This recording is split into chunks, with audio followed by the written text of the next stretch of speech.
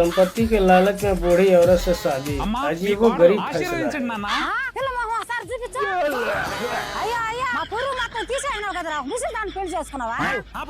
ముసలి దానికి 3 కోట్ల ఆస్తుంది. మహా అయితే సంవత్సరం 2 సంవత్సరాల బతుకుతుంది. ఆ తర్వాత 3 కోట్లు మనకే.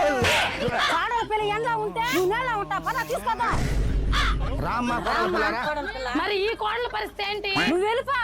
सपने में छीना झपटी और हकीकत में झांक, बहुत ही मजेदार चीज।